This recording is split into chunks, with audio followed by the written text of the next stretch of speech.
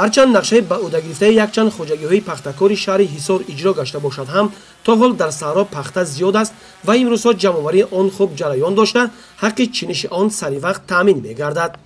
бояд гуфт ки зиёд шудани майдони кишти пахта дар корпоратсияи баракати шаҳри ҳисор барои пайдо шудани ҷойи кори мавсимӣ барои занони деҳот мусоидат намудааст.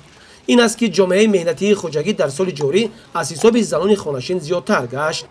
ки дар ҳамин замине ки 13 гектар мо пахтаи нави дӯстӣ киш кардем, беҳтарин имсол беҳтарин пахта дар ҳамин замин шудагай, бинобар сабаби хуб омадани боду ҳаво, мусоидати боду ҳаво пахтаи мо беҳтар шудагай.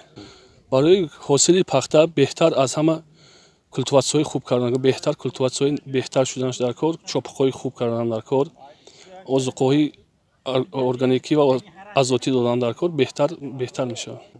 дар бораи пахта агар меҳнати хуб кунед, ҳосили дилхоҳ гирифта метавонед аз он заминҳо. нисбати соли гузашта имсол беҳтар аст. соли гузашта хеле беҳтар буд, барое ки мо аз ҳар як гектар 22 сентнери қаб 25 сентнер ҳосил гирифтем.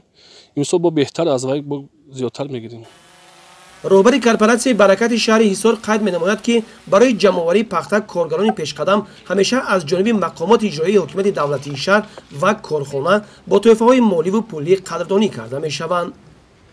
пахта терамез он кундан бери мо занҳои деҳа ҳамроҳи оила ҳамарӯза ба пахтачинӣ баромада аз 100 то 200 килограмм пахта мечинем ва ба хоҷагӣ месупорем.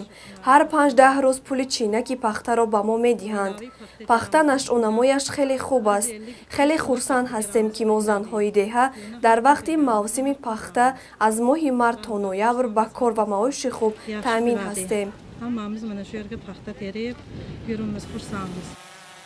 кишоварзон аз боду ҳавои гарми фасли тирамоҳ самаранок истифода бурда дар саҳро аз пайи ғуничини тиллои сафед мебошанд ва кӯшиш менамоянд пахтаро то ба кӯракҳои охирин чида ба хирмани давлат супоранд. гузориши хуршед ҳалимов, соҳибнур Абдурасулов аз шаҳри ҳисор барои барномаи иттилоотии Навид.